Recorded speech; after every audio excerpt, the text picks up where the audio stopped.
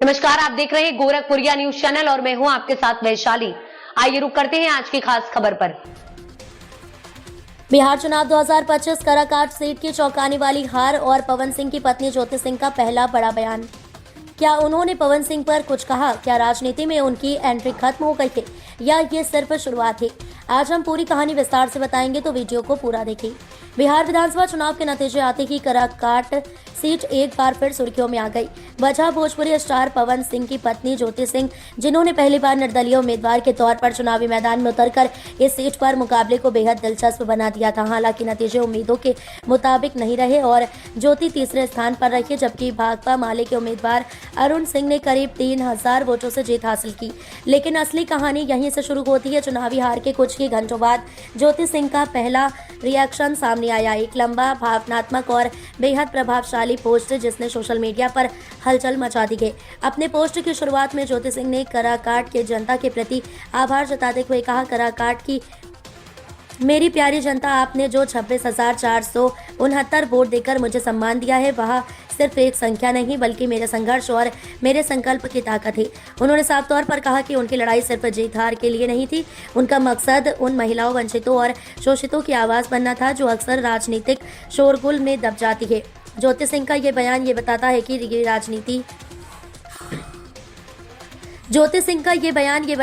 वह राजनीति में सिर्फ नाम या प्रचार के लिए नहीं बल्कि गंभीर सोच के साथ आई थी। उन्होंने अपने पोस्ट में लिखा कि लोकतंत्र की असली खूबसूरती संघर्ष में ही, कभी जीत कभी हार, लेकिन आगे बढ़ते रहना ही असली सीख है।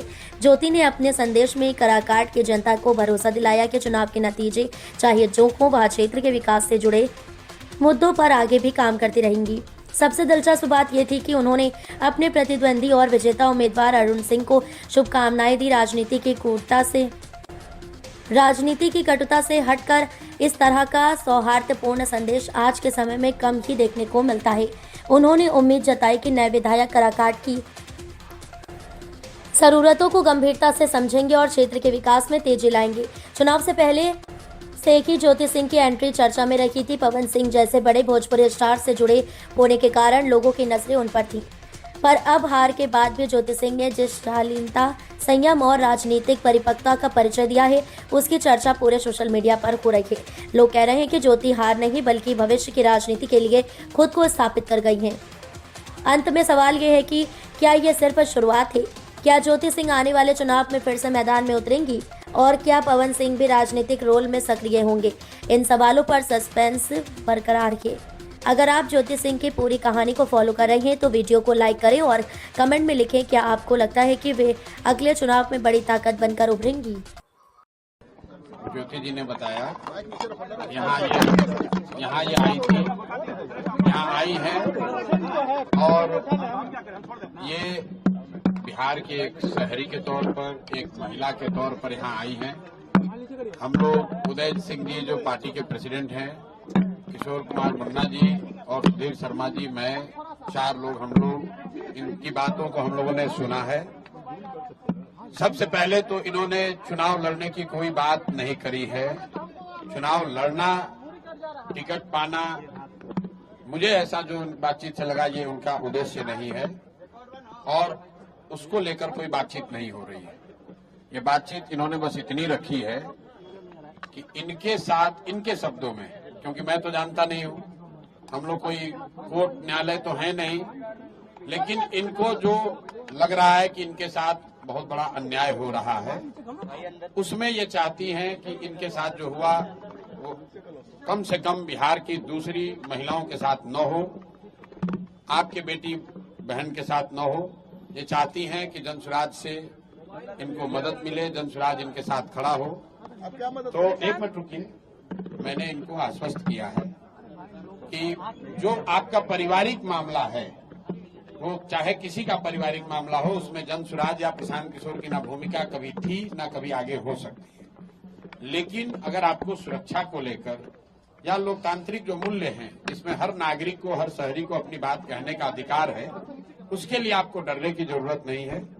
आपको या आपके साथियों को अगर कोई डर लग रहा है तो आप बिल्कुल जानिए कि जनसुराज पूरी तरीके से आपके साथ खड़ा रहेगा।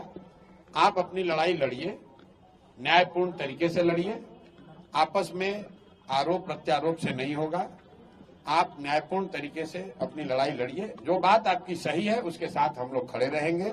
आपको कोई डराए नहीं, कोई बुलडोज न करे, उसके लिए हम लोग इनके साथ खड़े हैं। सोशल साइट पे लोग पवन सिंह तो आपके अच्छे व्यक्तिगत संबंध है। पवन सिंह फिर वही बात, ये बात अपनी कहने आई थी। पवन सिंह जी भी हमारे मित्र ही हैं। पवन सिंह जी भी हमारे मित्र हैं। बिल्कुल पहले भी बात हुई है, आज नहीं हुई है। मैं पवन सिंह जी भी हमारे मित्र हैं। बात करेंगे भाई, हम क्यों, हमारा देखिए उनका जो पारिवारिक मामला है उस पर हम कुछ नहीं बोल सकते। नहीं, हम पंचायत करते हैं। उनकी पत्नी अगर यहाँ आई हैं तो मेरी ये सोशल रिस्पॉन्सिबिलिटी है, सामाजिक रिस्पॉन्सिबिलिटी है कि पवन सिंह जी की पत्नी अगर यहाँ आई हैं तो मैं उनसे मिलूं। उनकी बात मैंने सुनी। इन्होंने ऐसी कोई बात कही नहीं, इन्होंने कुछ मेरे से मांगा नहीं। इन्होंने सिर्फ इतना कहा कि अगर आपके बहन के तौर पर मेरे साथ अन्याय हो रहा है तो आप हमारे साथ खड़े हैं।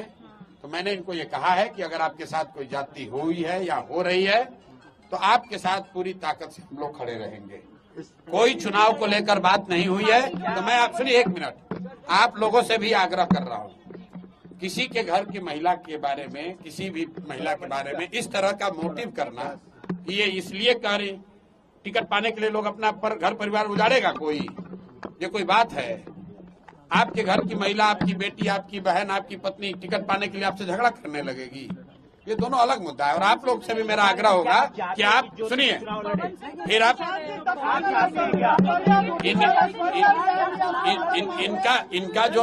इनका जो मसला है वो चुनाव के समय नहीं शुरू हुआ है। वो पिछले 2-3 साल से जो इन्होंने बताया, पिछले 2-3 साल का मसला है।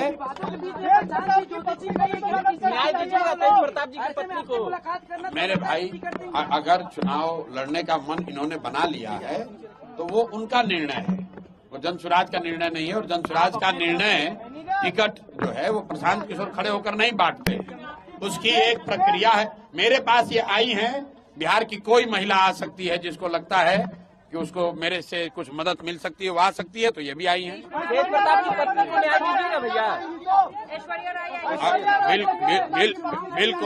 बिल्कुल। अगर कोई भी महिला, बिहार की कोई भी महिला या कोई भी शहरी, कोई भी पुरुष, अगर उसको लगता है कि हमारे पास आने से, हमारे सामने बात रखने से उसको कुछ मदद मिल सकती है, तो हम सुनने के लिए बैठे हुए यहाँ पर।